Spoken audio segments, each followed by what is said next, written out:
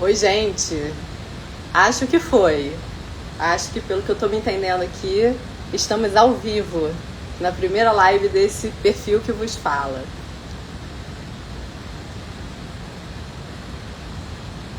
Aguardando os pormenores aqui pra gente chamar a Tânia. Daqui a pouquinho ela tá aqui pedindo pra participar. Oiê! Bom ver vocês entrando. Caraca, a galera tá entrando. Gente, eu tô muito feliz. É a primeira vez que eu faço live, né, nesse perfil. E eu sou muito pouco tecnológica. Então, só de ter dado certo, aparentemente eu entrei, vocês estão entrando, estão acenando. Estão me ouvindo bem? Alguém me dá um retorno aí se tá tudo certinho. Ou se não está sendo um completo desastre para início de conversa.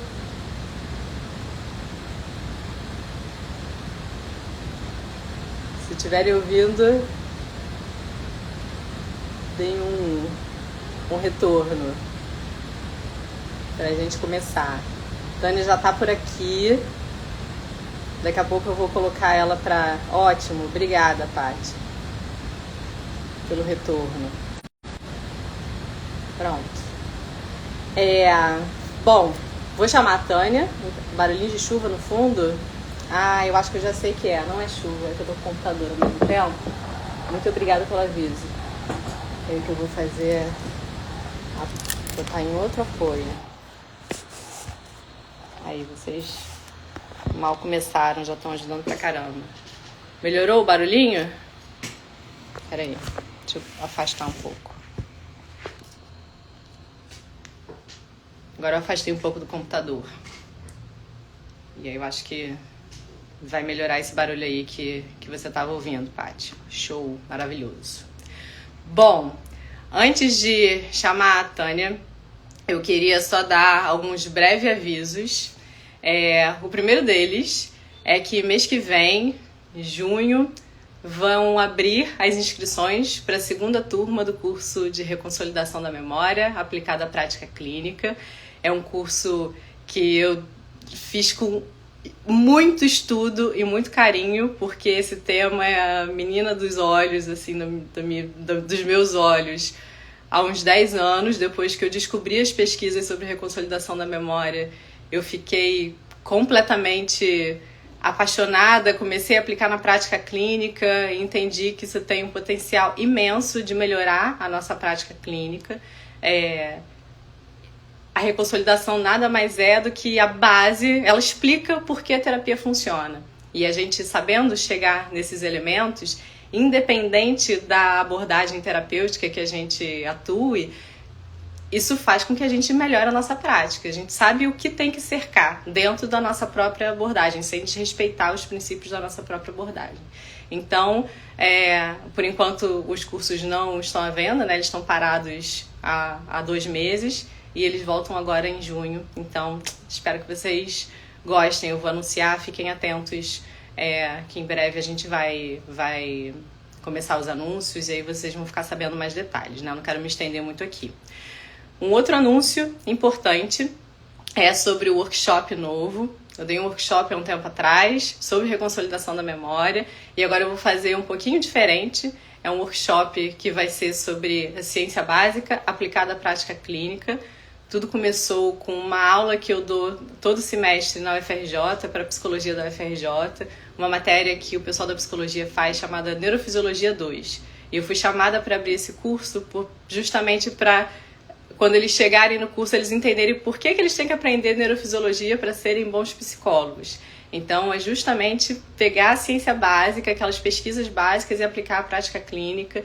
É uma aula que é muito legal, assim, eu sempre recebo um retorno muito bom quando eu dou. Eu decidi abrir o workshop aqui no Instagram, então em breve vai ser anunciado também.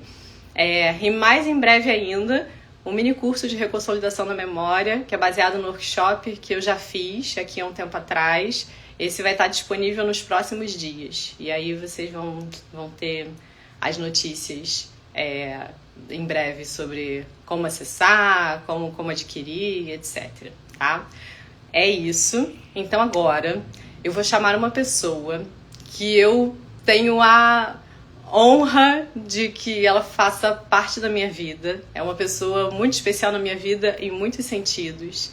Ela é psicóloga, é uma psicóloga muito gabaritada. Se vocês forem no currículo Lattes dela, não vou ficar falando aqui de Lattes enfim, todas as qualificações, mas acreditem, o Lattes dela não é só um rostinho bonito, ela de fato é uma profissional que eu acho que, na minha visão, assim, a maior qualidade dela enquanto profissional, por mais que ela tenha muito gabarito no que ela faz, seja o que eu observo, né, assim, um profundo respeito pela pessoa que está sentada na frente dela contando uma história difícil.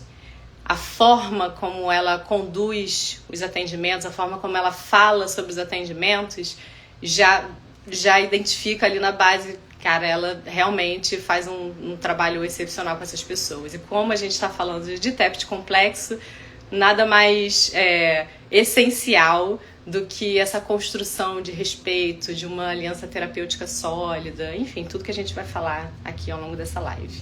Então, eu vou, agora o meu novo desafio, tentar chamar a Tânia para entrar. Ah, vai ser fácil, já tá. Tânia, foi? Oi. Arrasamos, já conseguimos. Muito bem. Minha querida, muito obrigada por aceitar esse convite. Eu estou feliz demais em ter você aqui e eu acho que vai ser uma conversa de madames num tema muito sério, né? Então, você quer falar alguma coisa, fazer algum comentário antes da gente começar ou a gente entra logo?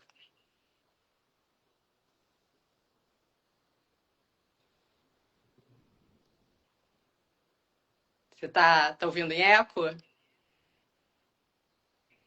Te ouço bem.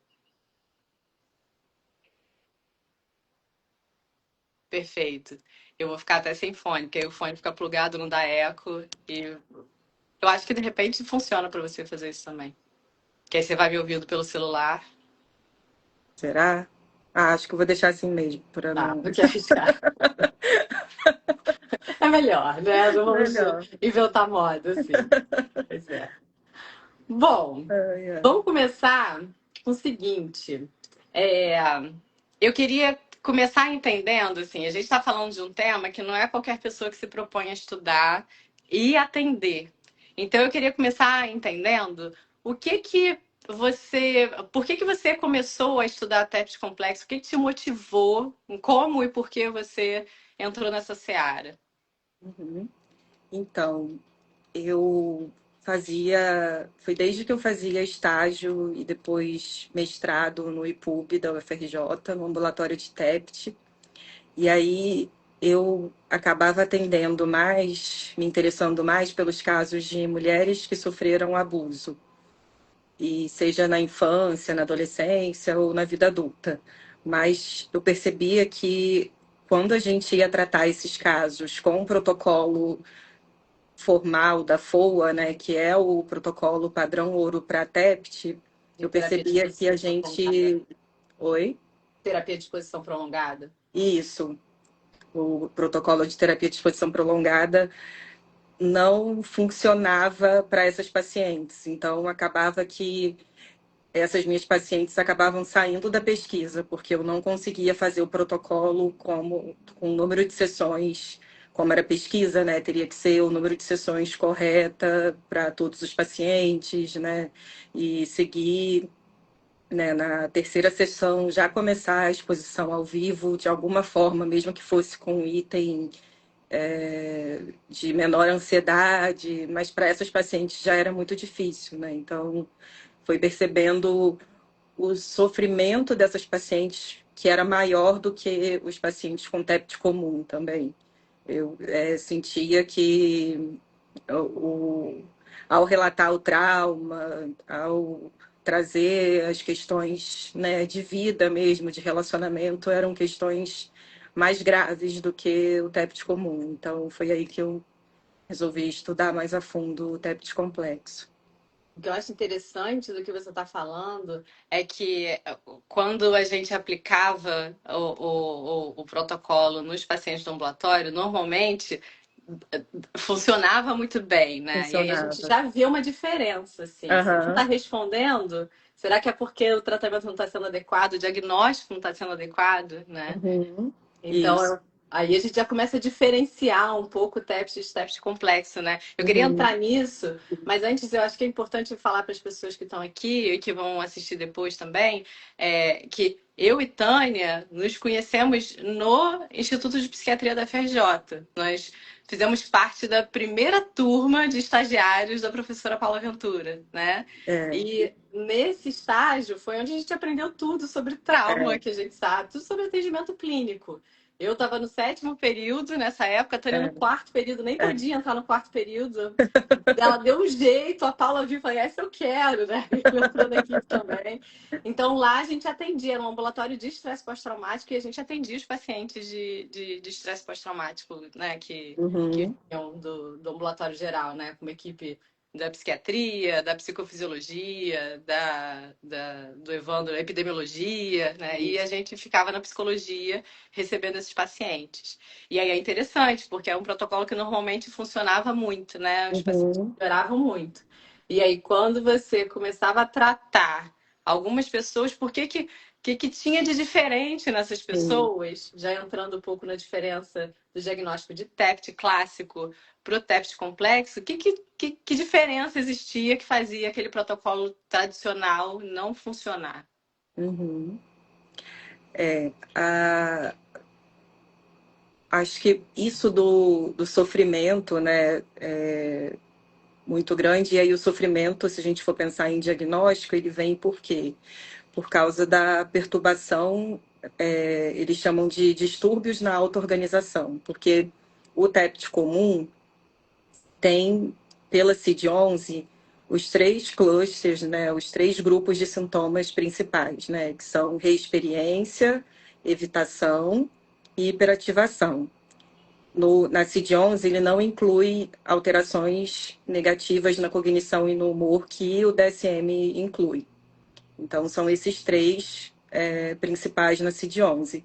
Para TEPT complexo, tem que ter mais três, que aí seria distúrbios da auto-organização, que seriam desregulação afetiva, né, desregulação emocional, o autoconceito negativo e dificuldades interpessoais também persistentes, né? Então, nesses pacientes a gente via essa diferença, né, de ter eram pacientes até que às vezes eram confundidos com pacientes com transtorno de personalidade borderline pela desregulação afetiva, às vezes ideação suicida constante,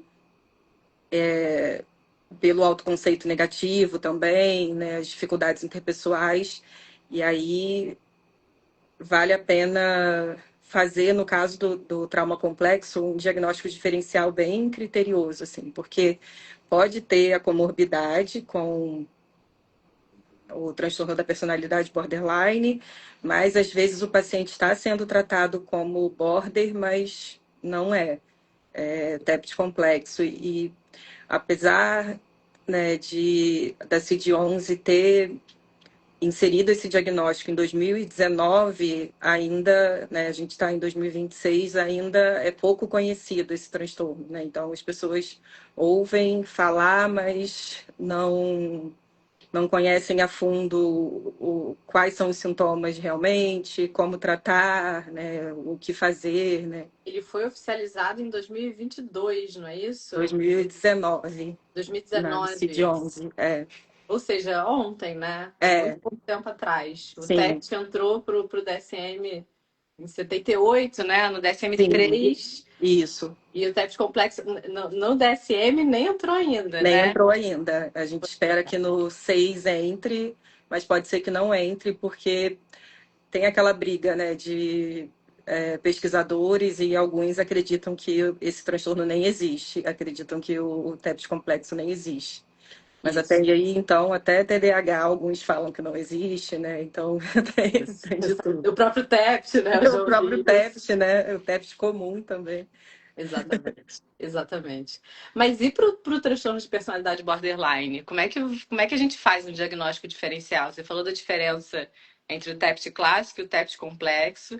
De fato, assim, são pacientes com TEPT complexo com maior nível de desregulação, com menor autoconceito, né, autoestima, de uma maneira geral, global, mais baixa, e com mais Isso, dificuldades interpessoais do isso, que o TEPT clássico, né? isso. E para o transtorno de personalidade borderline, que tem sintomas aí desses que eu É, mencionei são agora. muito parecidos, né? Se a Isso. gente for pensar, tem alguns macetes, assim, para a gente diferenciar. O primeiro é o medo do abandono, que é muito característico do transtorno da personalidade borderline, né? No TEPT complexo, a gente não vê tanto esse medo do abandono, a gente vê mais até uma evitação de relacionamentos. Então, não tem essa atitude de apego ansioso e esse medo, né, de ser abandonado tão fortemente como pode ter medo de abandono, mas o que a gente mais vê é uma evitação persistente de relacionamentos, uma dificuldade muito grande de intimidade, de confiar nas pessoas, porque são traumas, geralmente, né, não é regra que seja trauma repetido e prolongado, mas geralmente são traumas repetidos e prolongados que aconteceram na infância. E aí, se a gente for pensar em traumas de abuso, são cometidos na maioria das vezes, então, por quem deveria proteger, né, por quem deveria não negligenciar ali, né? Então, assim, eu estava até dando supervisão hoje e a gente estava conversando sobre isso, assim, o quanto ainda é tão comum e entranhado na nossa sociedade proteger o agressor e negligenciar a fala da criança, né, do adolescente, para não estragar a família, a imagem da família, ou estragar a vida de alguém, né? Ah, se você denunciar, você vai estragar a vida de alguém. Então, essas pessoas crescem sem essa sem vínculos fortes, né? Sem amizades fortes, porque não confiam em ninguém, né? Não puderam confiar na família que não protegeu ou que abusou e que depois, né, não validou, né? Não esteve ali do lado, calou a criança, né? Isso. Se quem deveria cuidar de mim não cuidou, quem eu deveria confiar a princípio, Isso, eu não pude confiar, então em isso. quem eu vou poder confiar, né? No meu Sim, filho, se o meu exatamente. próprio pai eu não pude. Aham. E aí a dificuldade de relacionamento entra nisso, né? Entra nisso. E aí, lógico, no transtorno da personalidade borderline, a gente também vai ver isso, né? Essa dificuldade de confiança. Mas acaba que é diferente esse apego, né? Esse medo do abandono. No TEPT complexo, não tem nem tanto o medo de abandono, porque eles nem chegam a ter os vínculos tão fortes assim, sabe? Sim. Ou Sim. se abandonar já é esperado abandonar, não é como no aquele medo excessivo assim, né, de abandono. Perfeito. A questão da identidade também é muito diferente. No transtorno da personalidade borderline pode ser muito instável, então ora eles podem se achar o máximo, ora podem se achar um lixo. No transtorno da personalidade, no TEPT complexo, é sempre autoconceito negativo. Eles não vão oscilar para uma autoestima positiva, para ver os pontos fortes, né? É diferente também nisso. Sim. Outra coisa, a sensação de vazio também, que a gente vê no transtorno da personalidade borderline, também é mais difícil ver no TEPT complexo. Uhum. É muito mais característica do borderline. Às vezes você vai ter uma sensação de vazio, meio que Que na verdade é dissociação. Isso aí. Isso aí. É mais desconexão do que vazio, exatamente. Vazio, né? Exato. Que é Isso um pouco mesmo. diferente. É. Mas fala, o que você ia falar aí? Eu te interrompi. Não, eu ia falar que tem um esqueminha que eu posso te passar depois para você compartilhar, que é um diagrama que mostra a diferença do TEPT no DSM-5, na CID-11 e o transtorno da personalidade borderline. Aí fica bem fácil assim de visualizar e de pensar nos pacientes, né? Ah, esse tem isso ou não tem, né? Fica fácil entender, assim, né? Perfeito. Quero sim as Porque aí referências. tem o que tem em comum e o que tem só no TEPS complexo, o que tem só no border. Excelente. Excelente. Quero e eu acho que as pessoas vão querer também, né? Reajam, pessoas. E tem outra diferença também que não sei se você vai falar, mas que eu acho importante, que no transtorno de personalidade borderline, ele é egocintônico. Uhum, Percebe aquilo como parte da personalidade. isso. E qualquer outro transtorno que não seja um transtorno de personalidade, como o TEFT complexo, É, por exemplo, ele é ego-distônico, né? isso. Você entende que aquilo ali não é ela, né? Aham, Tem ali parte da identidade do autoconceito negativo, mas é diferente, né, uhum. do que É você... muito mais fácil separar, né? Se separar do transtorno, né? Isso, mais fácil separar do transtorno. Exatamente. É isso. Enquanto você estava falando, vieram umas pessoas falar aqui. A Paty. Eu já ia perguntar sobre o DSM. Li um livro sobre TEPT complexo e mencionava que não tinha entrado no DSM-5. Pois é, Paty, não, ainda não. Na verdade, é o que a Tânia mencionou aí. Existe uma guerra grande assim entre pesquisadores, porque o DSM, sempre que um transtorno vai entrar no DSM ou vai ser modificado É. para a próxima edição, Um critériozinho já é uma guerra, assim, para modificar um isso. critériozinho. Imagina um transtorno, né? Exatamente, porque tem mil pesquisas que tem que embasar aquele critério, né? E aí, além disso, tem a opinião da expertise lá, né? Dos profissionais, de quem faz os critérios diagnósticos de um determinado transtorno, que estuda há muito tempo. E tem pessoas, por exemplo, o Bessel van der Kolk, que é o autor do Corpo Guarda as Marcas, né? O pesquisador holandês, ele coloca aponta muitas pesquisas que embasam como maus tratos na infância podem ter repercussões como TEPT complexo. Ele é um dos pesquisadores que é a favor da entrada do diagnóstico de TEPT complexo no DSM. Mas tem outros, mesmo assim, tem outros pesquisadores que falam que não tem pesquisa suficiente, etc. Qual é a sua opinião, Tânia? Óbvio. Vai Tô falar. com ele. Super, né? É o que a gente É, vê na prática e, de que a gente fato, é vê na muito prática. diferente. Uma pessoa que tem traumas, especialmente nessa fase mais precoce, Uhum, onde o cérebro tá num momento de plasticidade isso. determinante. E aí, quando ela aprende ali que o mundo é Aham, perigoso, que as pessoas não são confiáveis, etc., aquilo ali fica muito sim. mais enxugado do que uma pessoa que cresceu com a noção de mundo seguro e passou Uhum, por um trauma na vida adulta, sim, né? exatamente. Mas os pesquisadores, eles são muito apegados, né, às suas pesquisas, às suas ideias, né, e Hum.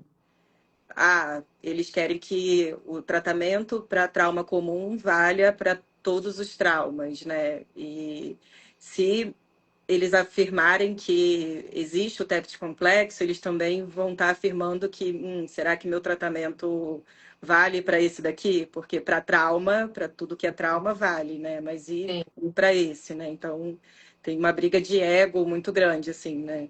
sim, exato. Faz muito sentido. É E de aquela velha história. ignorar pesquisas, né? Porque esse autor ele chegou, né, a mostrar as pesquisas que embasavam o trauma de desenvolvimento, né, que eles chamam, mas foi totalmente ignorado. Falaram assim, não, não existe evidência para isso, né? Uhum. Pois é, embora exista, estamos né? A gente vê. Sim, A gente mesmo na UF publicou um artigo mostrando isso. maus tratos na infância, às vezes abuso emocional, que não é trauma, né? É, Pode então, isso. Fala um levar. pouquinho sobre isso. Acho que é É o quê? importante. Ah, Fala tá. um pouquinho sobre a questão do abuso emocional, acho que é importante, né?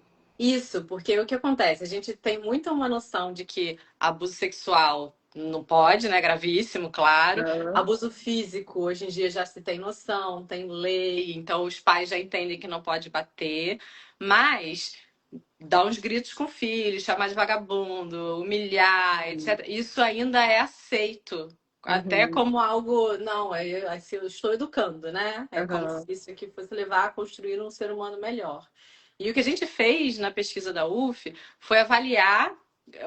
Foi uma pesquisa, não foi online essa não, foi com estudantes universitários. Eles tinham que preencher questionários de maus tratos, de todos os maus tratos: abuso físico, abuso sexual, abuso emocional, negligência física e negligência emocional. E aí, depois eles preenchiam se eles já tinham passado por um trauma na vida adulta, que não tinha nada a ver com aquele, e se tinham desenvolvido TEPT a partir daquilo. E o que a gente viu é que quem passava por maus tratos na infância tinha mais chance de desenvolver TEPT por esse uhum, trauma na vida adulta do que quem não tinha passado por maus tratos. Até aí, nenhuma surpresa. Só uhum, que o maltrato que mais se correlacionou com o desenvolvimento de TEPT na vida adulta foi o abuso emocional, mais aham, até do que o abuso sexual.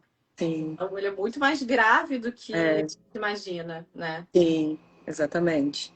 E se a gente for considerar trauma, o abuso emocional não vai entrar no como trauma, e aí não poderia chamar de TEPT complexo, né? Mas o que eu acabo fazendo na clínica é, às vezes, ignorando o diagnóstico em si e tratando como se fosse TEPT complexo, o abuso emocional, porque acaba que eu vejo que o tratamento funciona para isso também. Então, apesar dessa briga, né, do injúria moral, né, de abuso emocional, entrar ou não como trauma, né, no critério A do DSM, a gente vê que na prática as pessoas sofrem os mesmos sintomas de TEPT, só que sem aquele critério ali, o A1, né, do DSM-5.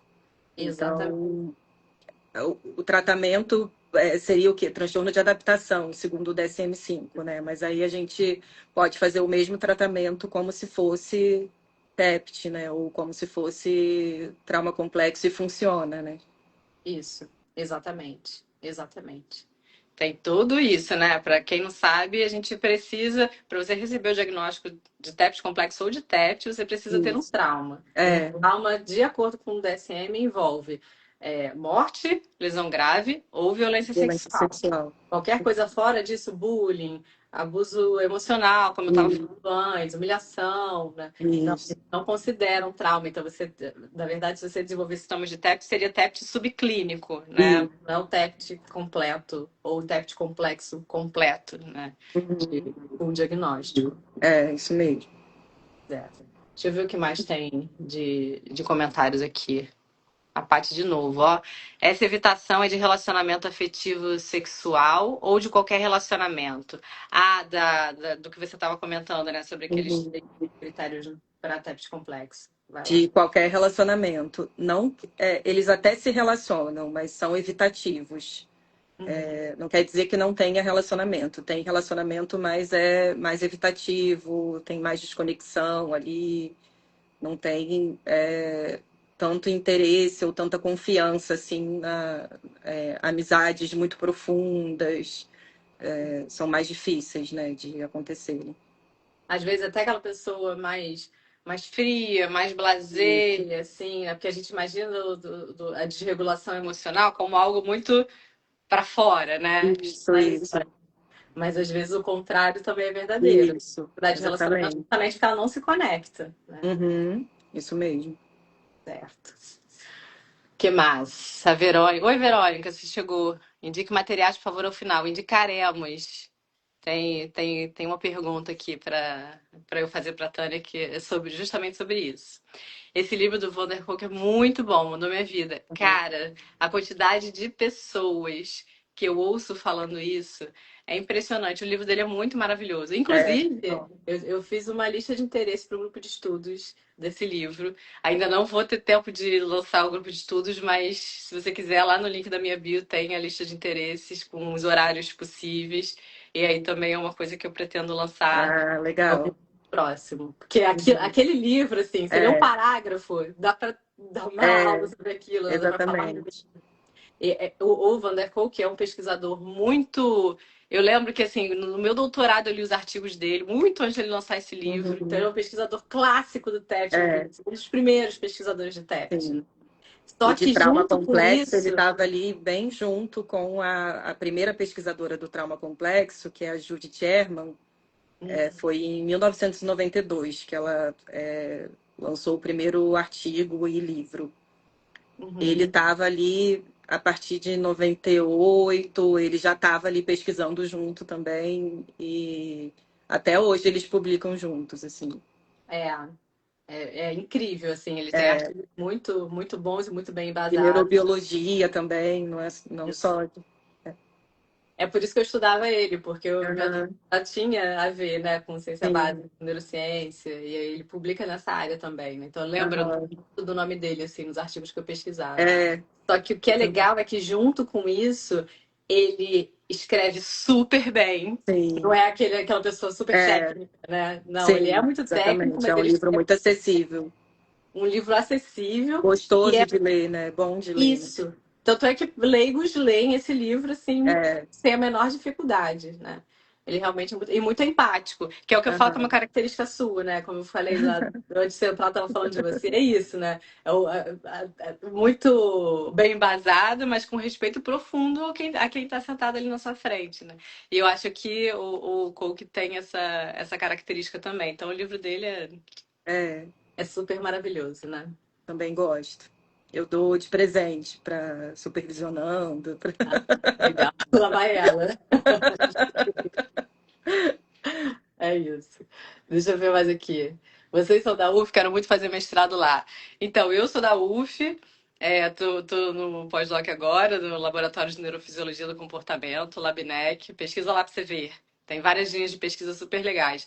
E a Tânia. Ih, a Tânia saiu sem querer, deve ter caído. Daqui a pouco ela volta, eu vou falando disso.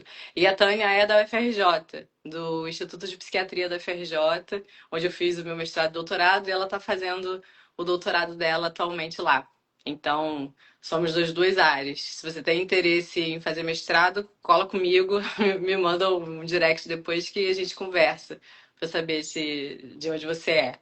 E aí você perguntou aqui embaixo, né? Racismo deveria estar dentro, né? Então, aí aproveitando, ótima essa pergunta, porque deu a deixa para eu falar um pouco sobre, enquanto a Tânia está recuperando a conexão aí. É, sim, racismo deveria estar dentro.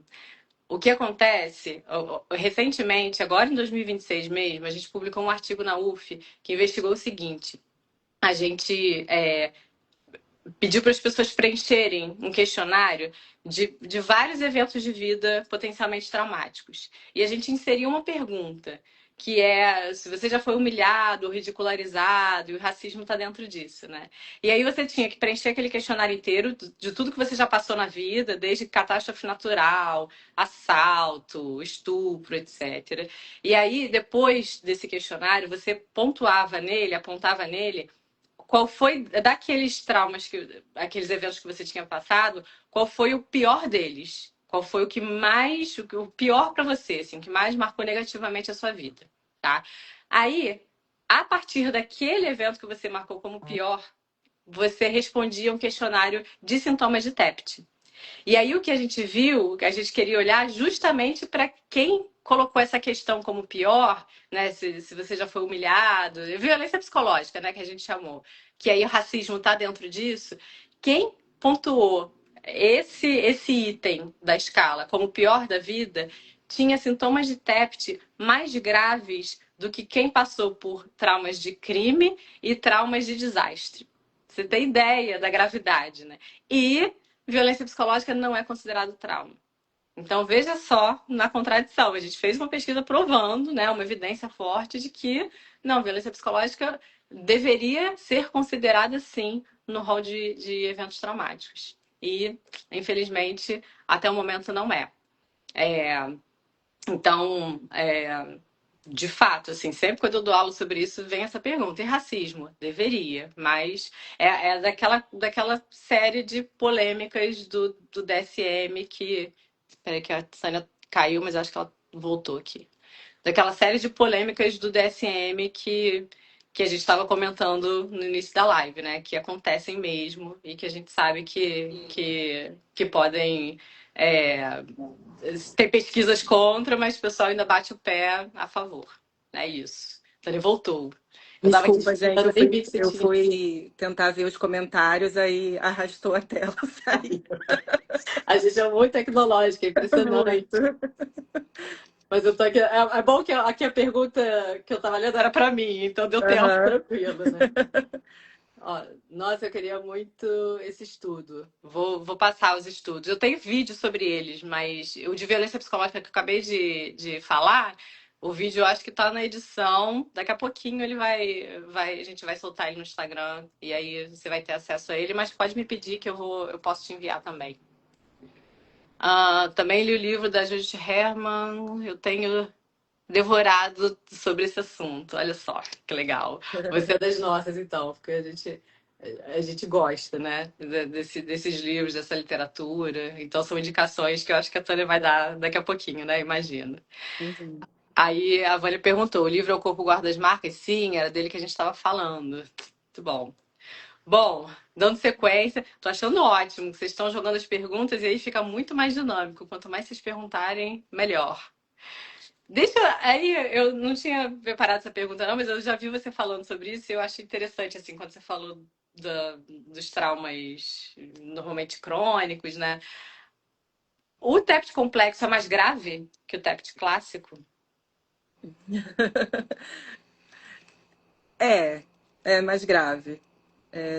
Não chega a ser uma regra, mas, lógico, pode ter paciente com trauma simples, né, com TEPT simples, e que seja comparativamente mais grave que um outro com TEPT complexo, mas em geral é um transtorno mais grave, Sim. porque acomete mais áreas da vida, né? Se a gente for pensar em prejuízo, né, funcional, né, acaba acometendo mais áreas da vida mesmo, assim, né, do aspectos da personalidade, né, dos relacionamentos. Não que o TEPT comum não interfira, né? Tanto que no nosso protocolo a gente que a Raquel estava falando, né, que a gente entrou no estágio juntas, né, e aí a gente ajudou a construir um protocolo baseado nesse protocolo da FOA de exposição prolongada. E a gente incluiu, não tinha no original, a gente incluiu orientação aos familiares, né? Então, justamente por saber que o apoio dos familiares é importante, que a relação entre eles fica balançada, né? Eles não entendem muito bem o que está acontecendo com o paciente, e aí essa orientação acaba ajudando muito no tratamento. Assim, a gente fazia na segunda sessão, já fazia orientação aos familiares, e isso ajudava bastante para eles entenderem o que estava acontecendo com o paciente e apoiar também o tratamento, né? Sim. Às vezes não sabem como agir, né? Melhor não tocar Isso. junto, só que quanto mais a evitação acontece, pior pro paciente, né? Então essas orientações Uhum. são importantes mesmo. Sim. Pois é. Tá. Bom, seguindo. Agora sobre a aliança terapêutica, né? Que a gente sabe que a relação terapêutica é um pilar fundamental para a terapia como um todo. Não existe melhora se a gente não tem uma aliança terapêutica forte. No TEPT complexo, isso é ainda mais verdadeiro, né? Porque a gente está falando ali de momentos muito, muito vulneráveis da vida. Só que, como você mesmo estava falando antes, um dos sintomas centrais é essa dificuldade de relacionamentos. Uhum. Então, como é que a gente pode. O que a gente pode fazer, assim, que elementos precisam estar presentes para facilitar que o paciente se sinta seguro, o paciente com TEPT complexo se sinta seguro? Uhum.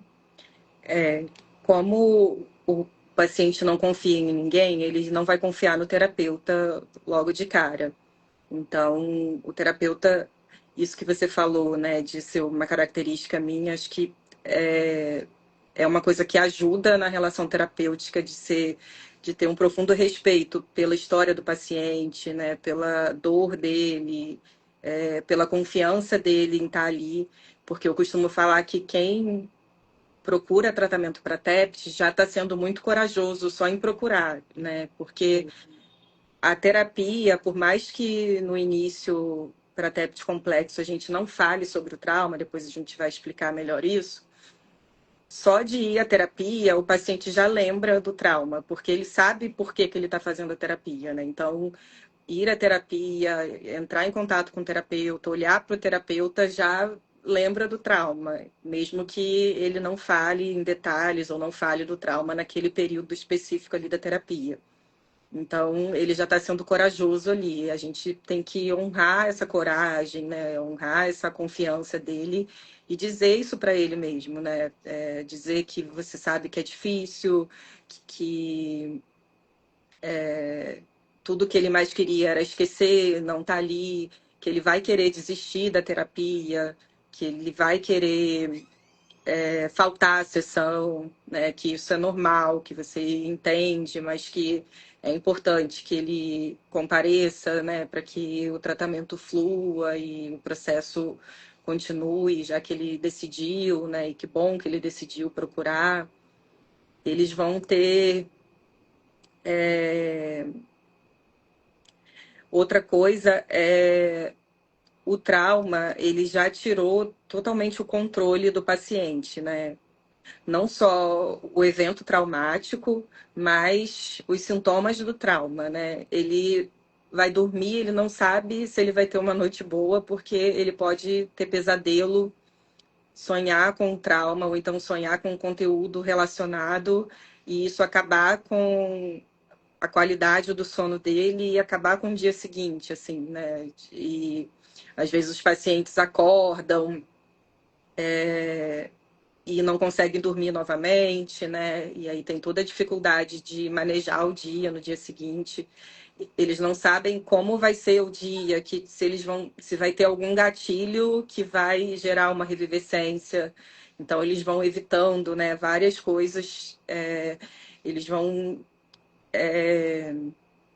Se qualquer disparador, né? é, Uma gaveta que fechou, o ar-condicionado que armou, qualquer coisa, é, aquilo ali vai deixar sobressaltado. Tava me falando de uma história essa semana no atendimento meu, né? Que a pessoa tava andando na rua e aí passou uma pessoa por ela conhecida.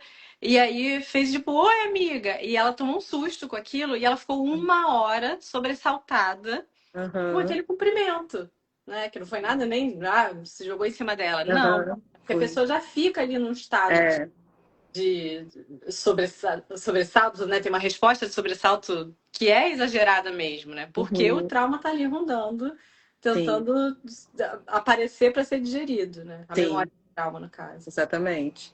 E o mecanismo de sobrevivência ali ativado, né? Tem que estar alerta, né? Porque a qualquer momento, a qualquer momento mesmo pode vir um gatilho, né? Então, os pacientes eles vão moldando a vida deles em função do trauma, no sentido de evitar o trauma, né? Isso. Então, evitar notícias, né? Então, eles colocam várias palavras proibidas no Instagram para não entrar em contato. Às vezes é muito triste assim o quanto a vida fica limitada, né? Assim, estou lembrando de uma paciente que ela chegou a um ponto de só ver desenho e desenhos específicos, porque alguns desenhos ainda geravam gatilho nela. E Uhum. aí ela começou até depois a fazer um trabalho de perguntar para o chat GPT se tinha algum gatilho em alguns filmes ou séries para poder se sentir segura para ver antes. E aí tá voltando a ver série, né, a ver filme, mas assim muito devagar, assim, né, porque é, ela falava, Tânia, eu tô alienada, assim, eu tô sem ver o que todo mundo vê, porque qualquer coisa pode virar um gatilho, qualquer conversa, né? Então, A falta de controle, né? E aí, nesse Isso, sentido, a aliança terapêutica é importante, isso. né? O E aí terapeuta tem que ser previsível. previsível. Isso, É falamos isso junto. mesmo. Tem que ser muito previsível e tem que explicar para o paciente, assim, tem que dar controle para o paciente, né? Então, Isso. a Judith Sherman, ela fala muito isso, de devolver empoderamento para o paciente, devolver controle para o paciente, explicar direitinho como que as sessões funcionam, explicar que ele só vai falar do trauma quando ele se sentir preparado para isso, mesmo no TEPT comum. Uhum.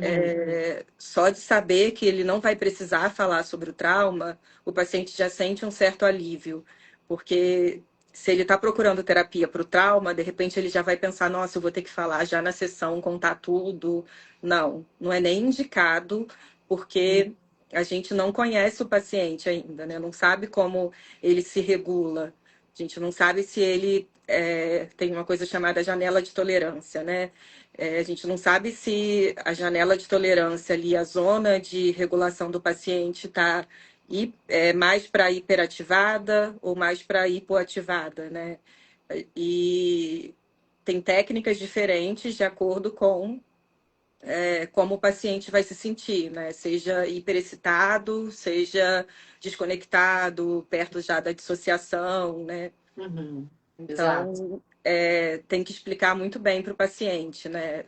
A postura do terapeuta também tem que ser de muita validação, né? E, lógico, você não vai deixar de falar que uma hora a gente vai ter que trabalhar o trauma, né? Mas vai ser no seu tempo, no seu ritmo, né? Estabelecer essa segurança, assim. Sim. De que sempre dá para começar e, quero voltar. Dá Isso, para voltar, dá para né? voltar. O tratamento não é linear no TEPT comum. Aham, exatamente. A gente sempre pode voltar. E se ele estiver contando e quiser parar mesmo, né? Se ele se desregular e não voltar, né, a se regular, a gente para e não continua contando o trauma naquela sessão ali, né? Se for uma sessão de exposição. Mesmo Exato. que o indicado seja a habituação, né, e tudo. Só que se o paciente está muito desregulado, ele não vai nem gerar habituação, porque ele não está ali conectando Isso. as emoções, o pensamento, né? Não está processando o trauma, né? Se ele tiver muito hiperativado ou se ele estiver É, totalmente desconectado, não exato. tem processamento do trauma, né? É aquela explicação, né, que você estava falando da janela de tolerância, né? Para o trauma ser processado de uma maneira adequada, o que que é uma maneira adequada? Para ele não ficar voltando Isso. depois, de forma involuntária, a elaboração do trauma, a exposição imaginária, precisa ser feita dentro dessa janela aqui, né, de tolerância, dentro Uhum. dessa janela de Isso. sociedade. Se ele está muito ativado, está muito para cima, e aí entra em pânico, ele não vai conseguir esse processamento, não vai conseguir nem entrar em contato direito. Se ele está muito embotado afetivamente ou dissociado, ele também não vai conseguir. É, Então, o primeiro estágio do tratamento é tentar fazer com que ele consiga se manter, né, nessa é. janela, através da estratégia de regulação emocional que funcionar para ele, das estratégias que funcionarem para ele, para só aí, então, a gente poder entrar com a parte mais da exposição, né? Que é a parte que Uhum. ajuda na elaboração do trauma. Isso.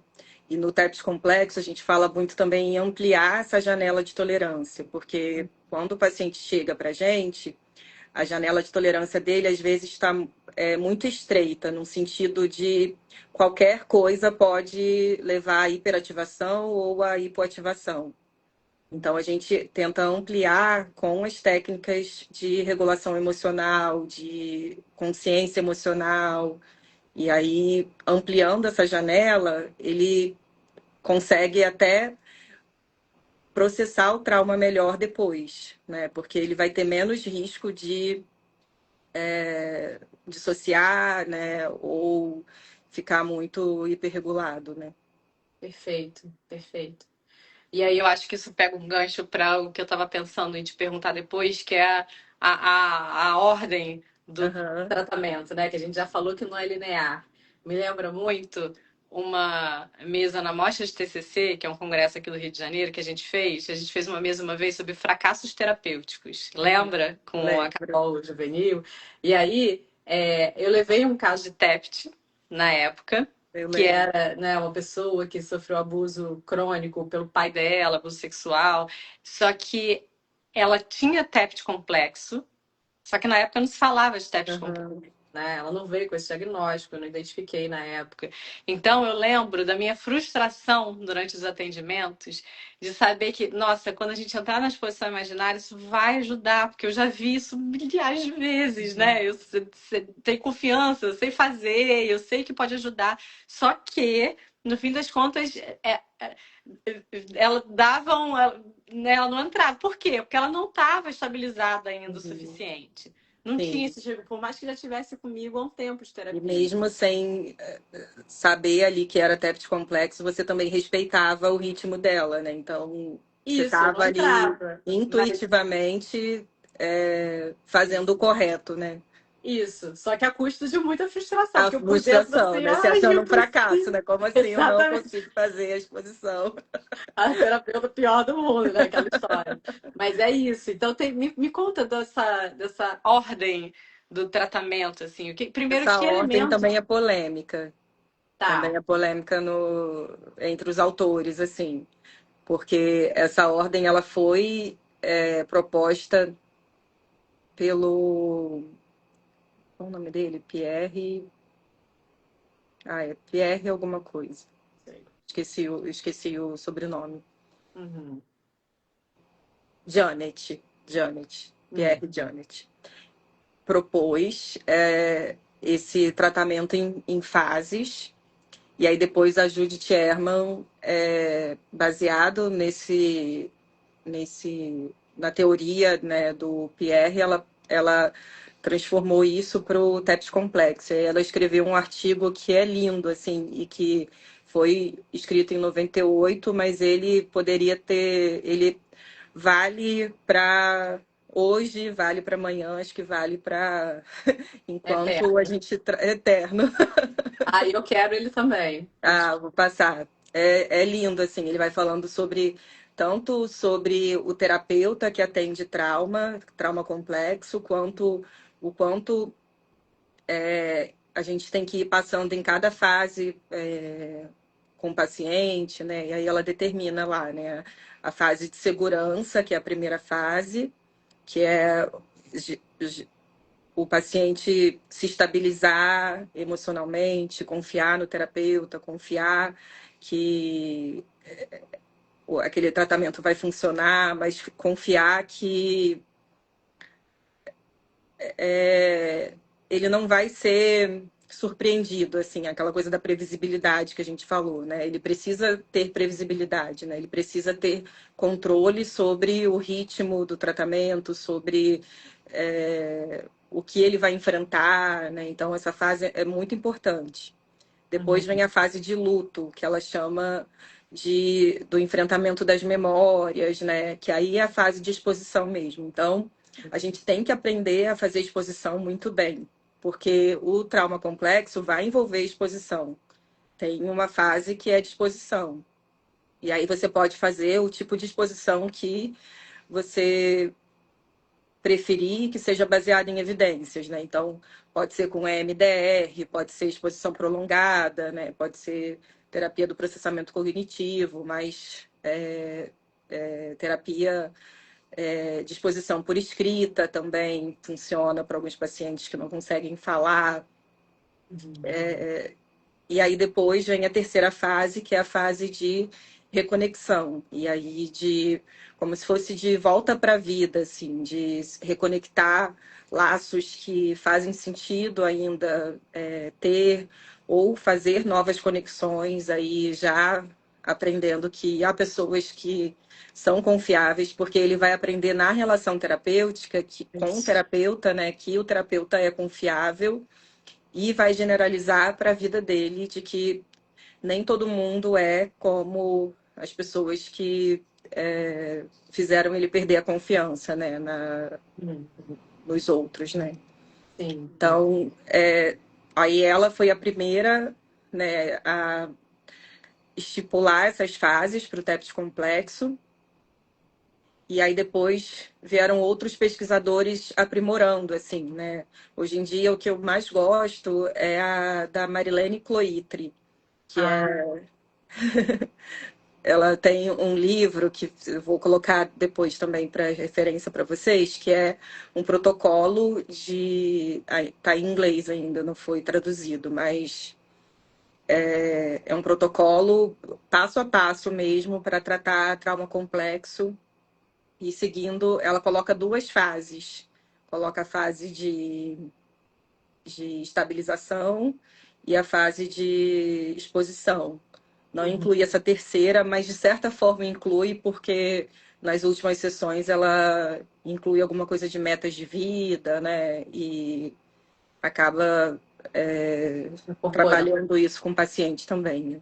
Uhum. Sim. E aí, porque o que eu falei que é polêmico, porque quando você vai ver os estudos, se você compara pacientes, né, grupos de pacientes que fizeram o tratamento em fases e grupos de pacientes que não fizeram, os dois têm eficácia. Então, alguns pesquisadores falam assim, já que a eficácia é a mesma, então não precisa de tratamento fásico, a gente pode fazer a exposição direto. Só que o que eu... Que custo, né? A que custo, né? E como eu penso sempre assim, no melhor para o paciente ali, né? No menor sofrimento para o paciente, né? Então, eu prefiro, né, ir nessa onda dos pesquisadores que defendem o tratamento em fases e que vão fazer a regulação antes, né? Que vão fazer a estabilização antes e seguir por essa linha, assim, do que já fazer a exposição direto e funciona, mas é muito, quem trabalha com trauma sabe, é muito sofrido para o paciente, assim, é desestruturante, assim, então o paciente pode desorganizar, né, pode fazer o que a gente falou aqui, né, de nem processar exatamente o trauma, ser só uma catarse ali que não vai ter efeito nenhum, porque não está elaborando o trauma de verdade, né? Ele está muito hiperativado a ponto de não se conectar as emoções com a razão, né? Exatamente, exatamente. Eu queria até me prender um pouquinho do que você falou assim no início, né? Que seria essa primeira fase de estabilização, e isso ser particularmente importante no TEPT complexo, porque assim, de que formas um paciente com TEPT complexo pode se desestabilizar Uhum. classicamente? Como é que é essa desestabilização e o que a gente pode fazer? Sim. Acho que de três formas, assim. Acho que o flashback talvez seja a maior forma, ou pelo menos a mais clássica, assim, né? Que é você reviver o trauma como se ele tivesse acontecendo novamente. Uhum. Então, não é um flashback só de lembrança, né? É um flashback emocional, somático. Então, se o paciente sentiu dor no momento do trauma, ele sente dor, né? Às vezes, se ele não tiver com noção de que é um flashback, alguma noção, né? Ou se quem está com ele não tem noção de que é um flashback, vai levar para o hospital, porque ele está sentindo dor, por exemplo, pacientes que sofreram abuso, né? Costumam sentir muita dor na pelve, né? E É uma memória muito é uma sensorial. memória O sensorial. Vanderkolk que diz assim, a memória do TEPT é muito e ao mesmo tempo muito pouca. Ao mesmo tempo que Isso, vocês têm isso dificuldade mesmo. de lembrar detalhes do trauma e falar de forma né, como numa linha do tempo, ao mesmo tempo esses detalhes sensoriais, assim, o cheiro de cerveja, a dor na pelve, isso vem de forma É, muito intensa. Né? exatamente. Então, acho que de somatização, né, também, né? Então, o clássico, assim, às vezes, se você não está atento, você vai achar que está tendo um ataque de pânico, né? Então, sudorese, tremor, dor no peito pode vir, náusea, o, a visão turva, né, assim, distante, não consegue saber exatamente onde está, porque aí está dissociando mesmo, né? Isso, exato. E aí, que recursos podem ser oferecidos para ele conseguir voltar, para não ficar no flashback, não ficar nesse tipo de dissociação ou em outros? Uhum.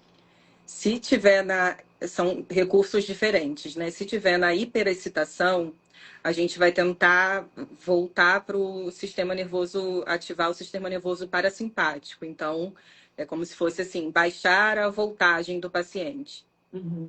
Então, eu posso fazer técnicas da DBT para regulação emocional, então, de temperatura, por exemplo, né? Então, água gelada no rosto, cubo de gelo para ele.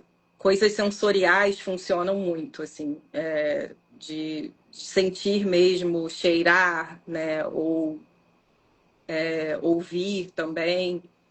O ritmo respiratório, fazer respirações mais longas. Então, soltar o ar mais devagar. Então, inspira em 4, tenta soltar em 8. Ou inspira em 3, tenta soltar em 6. Uhum. Porque aí ele vai tá abaixando, né? Parasimpático. Isso. Isso.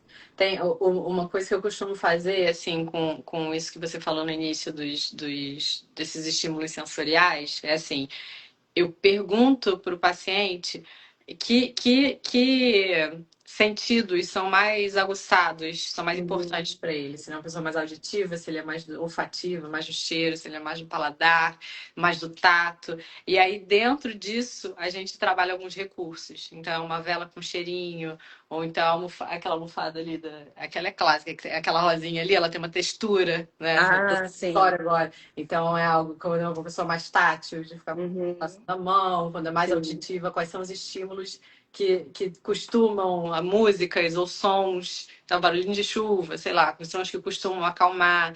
E aí a pessoa vai usar esses recursos sensoriais baseado no que promove, tem potencial de promover mais, para ela, né? mais para ela, porque aí ela sai da dissociação com mais facilidade. Sim. Muito bom.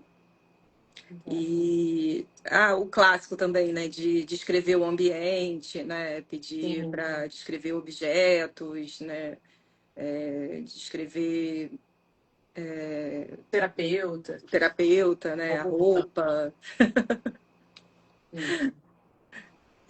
E aí, quando o paciente está mais dissociado, desconectado, né, a gente percebe pelo olhar, né? Então, às vezes, o olhar vai ficar meio paralisado, distante, o paciente vai estar mais hipotenso, assim, né? Vai estar mais largado, assim, né? Mais, você percebe que o olhar dele está mais baixo, né? Que ele está distante mesmo ali, né? E aí o que a gente pede na verdade, para, por exemplo, intensificar a respiração. Em vez de soltar o ar devagar, a gente pede para ele respirar de forma mais rápida. Né? Então, até fazer quase uma exposição interoceptiva ali, né? Uma hiperventilação. Então, pede para o paciente. Porque aí ele vai estar energizando ali o corpo e ativando o sistema nervoso simpático, que aí é o que eu quero que ele. Exato. E aí também, aí pode ser, no caso, para ele voltar, né? Nomeação também, aí esse também funciona, né? Nomeação de objetos, né? Descrever o terapeuta, descrever a sala, o lugar onde ele está, o dia, né? Para ele ir se orientando com relação a quem ele é, onde ele está, né? Perfeito, perfeito. E exposição imaginária? Ok. Como? fala um pouco sobre ela, assim, porque ao mesmo tempo que eu acho que ela é tão difícil quanto importante no Uhum, momento de ambos, né? sim. Tem alguma particularidade do uso dela no TEPT complexo que você acha importante falar? Eu acho que é mais o da segurança do paciente de que ele pode parar quando ele quiser, que ele pode não contar. Isso a gente já faz no TEPT comum, né? Uhum. A gente começa bem do menos ansiogênico, né? Então, se o paciente não quiser fechar os olhos, ótimo, né? Ele vai fazer de olhos abertos, né? Se ele quiser contar no passado, deixa ele contar no passado, né? Porque a exposição imaginária, né? Como né, ela foi implementada, né? Foi idealizada e o objetivo é que um dia chegue nesse ponto, né? Ela tem que ser no presente, né? De olhos fechados, preferência, né? E ir aumentando os detalhes, principalmente os piores detalhes, né? Aos poucos, né? Até no final do período da exposição prolongada, focar só nos detalhes piores do evento, né? Não contar o evento todo. Uhum. Então, a gente faz assim na exposição imaginária. Para o TEPS complexo, a gente vai fazer assim também, só que talvez titulando mais, assim, com mais devagar, né? E dando mais garantia para o paciente de que ele pode parar quando ele quiser e a gente pode sempre voltar para a fase de estabilização quando for preciso. E dá para fazer isso, assim, volta para a fase de estabilização, faz alguma técnica de regulação na mesma sessão e depois volta para a exposição. E aí Vai pode fazer pouquinhos detalhes, vai sendo mais isso, hierárquico, né, do que no isso, clássico. isso. Vai acrescentando os detalhes mais aos poucos, só que sempre voltando para. É interessante isso, né? Sempre casa Uhum, com a regulação emocional junto. isso. Porque você garante para ele que às vezes nem é preciso, mas só de você dar essa garantia para ele Já dá é mais segurança. essencial, assim, né? De que ele pode parar, né, quando ele quiser, que ele pode parar a sessão até se ele quiser, né? Você dá bastante liberdade para ele nesse sentido do controle do ritmo e do que vai ser falado, né? Porque na exposição imaginária também aos poucos, a gente vai perguntando detalhes sensoriais, né, para o paciente, né? Então, o que você está cheirando, o que você está sentindo de cheiro, o que você está ouvindo, você está vendo alguma coisa, né? Você vai para que ele fique mais imerso. Uhum. Então, se o paciente não quiser responder, a gente já sabe que é um limite que naquela sessão ali não dá para ultrapassar, né? Então, vou não perguntar mais tantos detalhes e deixar ele seguir sem tantos detalhes. Perfeito. Isso. Você estava falando, me surgiu uma dúvida aqui, que aí é uma dúvida mesmo, assim, não é só didática, eu não sei se me surgiu agora, né? Aham. O déficit complexo é sempre dissociativo ou ele pode ser hiperreativo também? Ou você também não sabe? Em que sentido? Hiperreativo? Porque quando a gente às vezes tem uma divisão do TEPT clássico, de que o TEPT clássico pode ser Ah, mais para dissociativo, quando ele tem sintomas mais puxados para essa saída que você estava falando antes, ou entendi. mais hiperreativo quando ele é mais focado naquele cluster de resposta de sobressalto, hipervigilância, Uhum, insônia. entendi.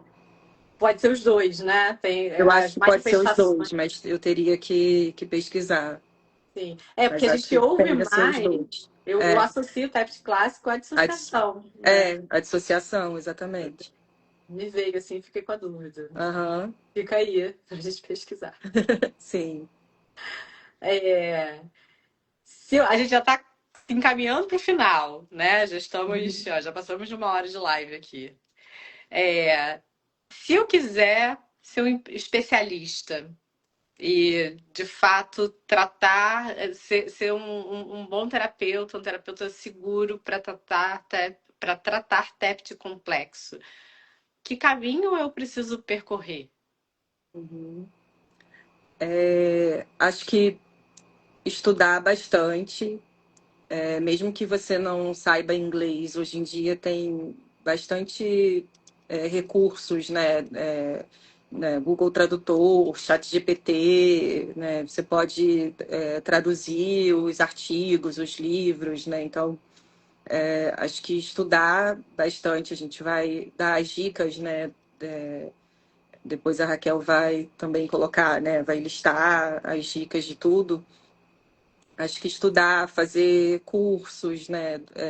Dominar muito bem a base teórica da psicologia do trauma. Então, por exemplo, esse livro, né, O Corpo Guarda-Marcas, é um livro bem completo, assim, para quem está iniciando e para quem já atende trauma também, tanto que a gente adora o livro, né? Então, é, é um livro para todos os níveis, né? Acho que você pode começar lendo esse livro, lendo artigos que a gente indicar, estudar bastante, fazer supervisão também, porque aí na supervisão você vai ver os detalhes ali do caso, né? O que você vai treinar também, né?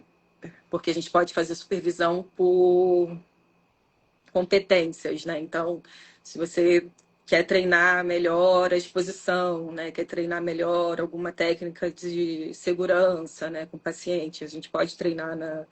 E tem as nuances ali da supervisão que acho que vale a pena, assim.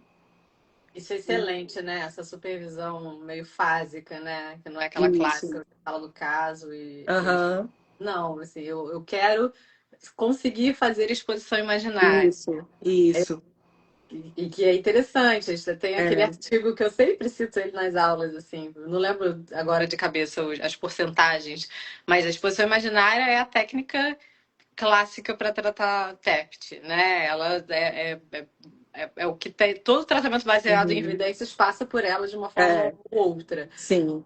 Só que aí, quando você pergunta para os terapeutas, se mesmo os terapeutas que já foram treinados, né, se eles aplicam a exposição imaginária, uma porcentagem enorme não É. faz. Não Aí faz. por diversos motivos, né? Fala que não recebeu treinamento suficiente, fica com É. medo do paciente se desestabilizar, não se sente seguro, etc. Então, essa supervisão, né? Eu quero fazer supervisão para aprender a fazer exposição imaginária. É muito Isso. interessante, né? É. Exatamente. E aí Uhum. pode, se você nem tiver um paciente, né, a gente faz com um paciente fictício, né, Aham. e treina a técnica, né. Isso. Acho que fazer treinamento também com protocolos específicos, né, então seja supervisão, ou então curso de exposição, né, então o curso da Raquel ajuda para vários transtornos, né, não só para o TEPT. Eu tenho curso que é de exposição prolongada só para o TEPT.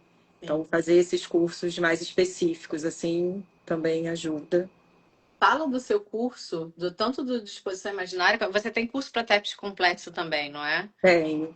Então, me conte. Eu tenho alguns cursos, assim.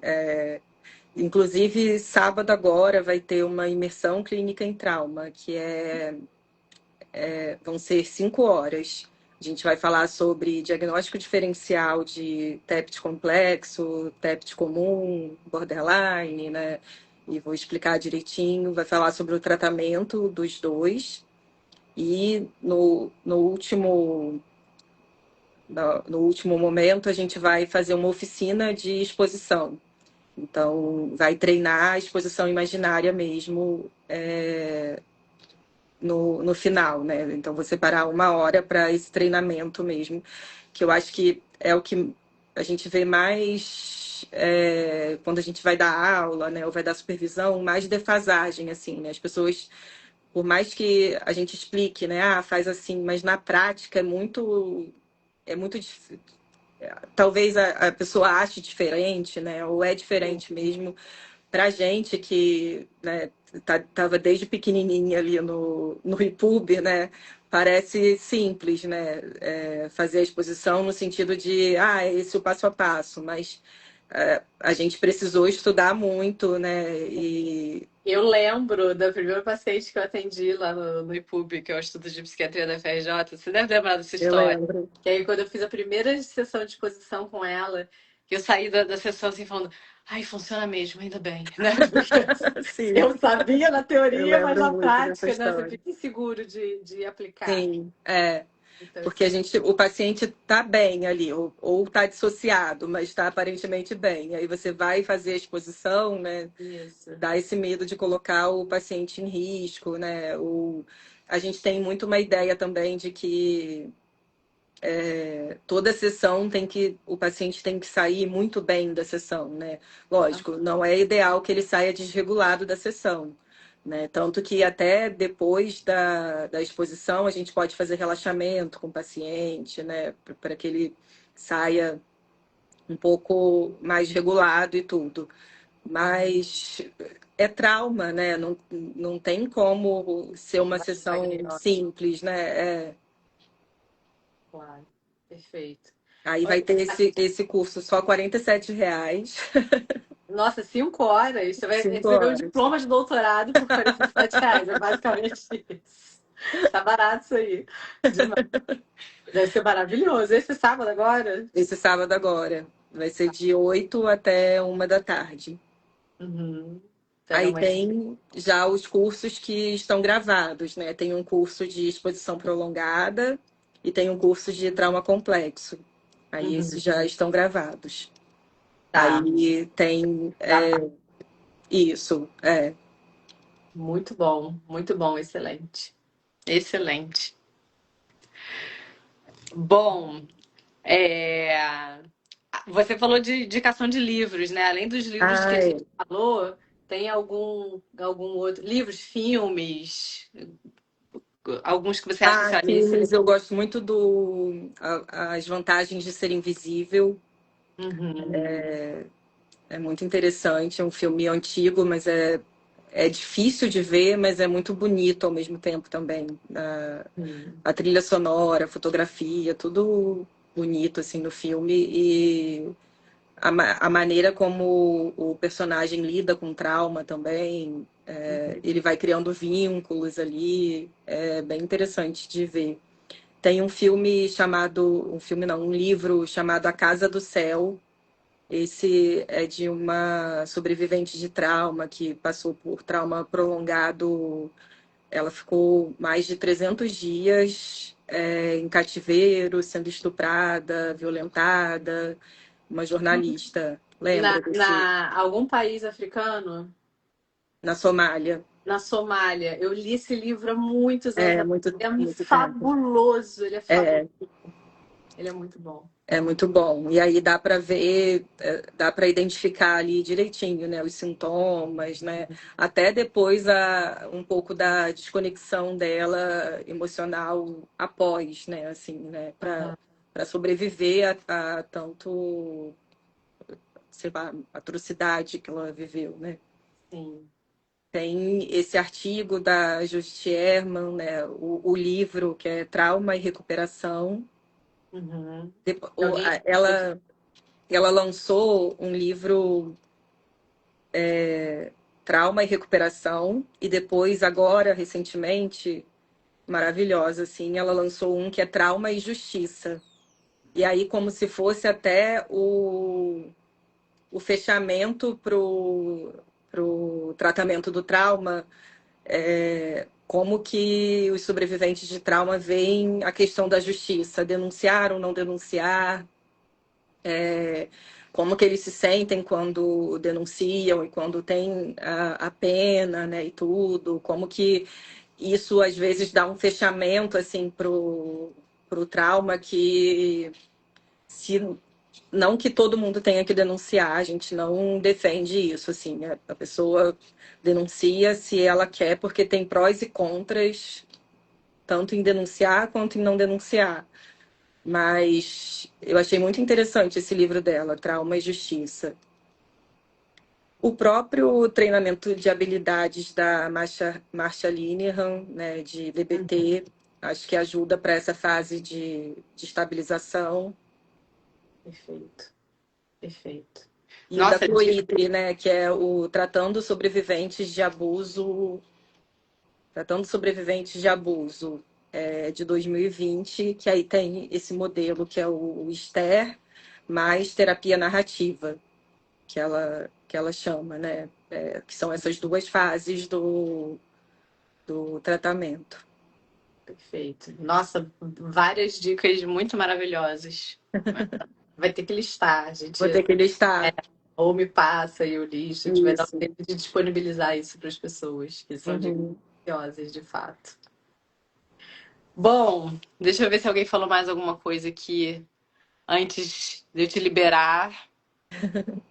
Nossa, isso é fundamental mesmo. Eu me senti tão acolhida pela minha psi quando ela chorou em uma sessão, nada extensivo, mas lágrimas caíram. Eu fiquei comovida e grata, vi que ela sentia por mim. É o que a gente estava falando da aliança terapêutica lá atrás, né? Aham, Isso. sim. Quer E comentar eu isso? falo isso com os meus supervisionandos, assim, para se emocionar, não principalmente com o paciente desconectado, né? Às vezes o paciente está contando do trauma, mas está contando como se não tivesse acontecido com ele, né? Como se estivesse narrando uma história muito distante, né?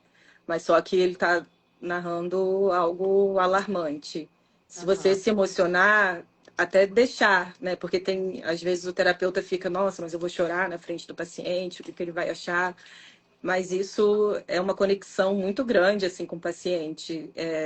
Se ele vê você chorando, ele se dá conta, nossa, então é algo realmente difícil que eu vivi, né?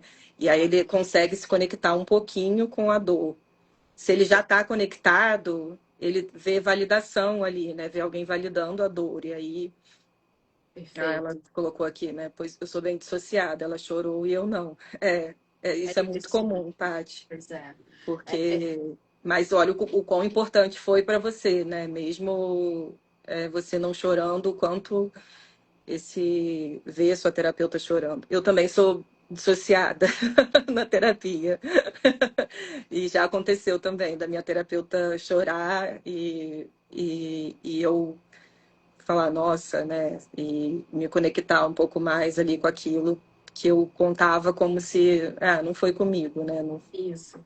É um choro que é um reconhecimento, né? Eu acho que isso é importante. E não é... Tem uma coisa que eu costumo dizer que é assim: você, enquanto terapeuta, não pode protagonizar a Isso, sessão, né? exatamente. Aquele choro, né? Deixa eu me Sim. desestabilizar aqui, O fazer paciente recorde. te consolar, nada disso, né?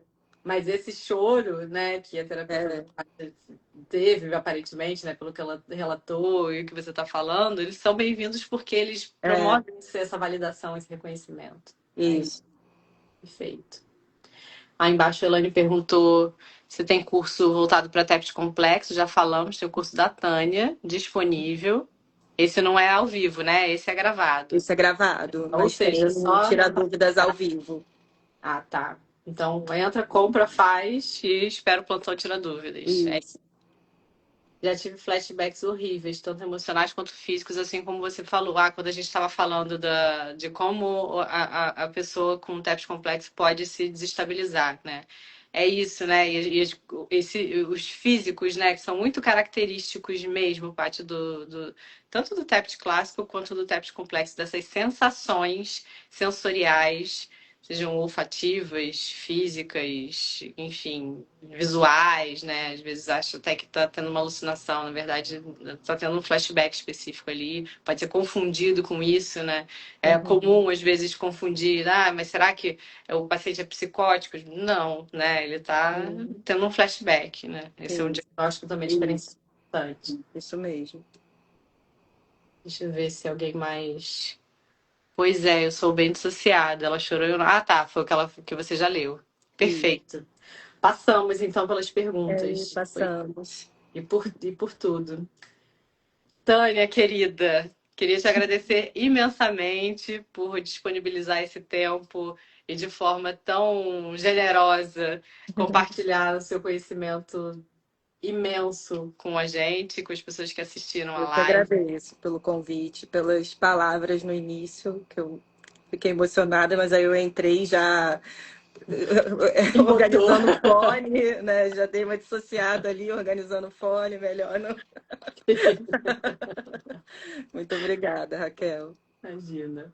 Gente, vocês, obrigada por terem participado, por terem ouvido. Isso aqui é É, aulas, aulas. Você assistiu, você tem certeza que você gostou, porque certamente você saiu daqui sabendo mais que você entrou. Então, obrigada por vocês terem participado também. É isso. obrigada, gente. Beijos. Beijos, tchau. Tchau, tchau. Ó, tô falando, muito bom conteúdo. Obrigada por compartilhar o conhecimento. É isso, Elaine. Concordo, concordo. Muito bom conteúdo. Muito obrigada por você ter Obrigada, Elaine. participado. Beijos. Beijo, tchauzinho, gente. Tchau, tchau.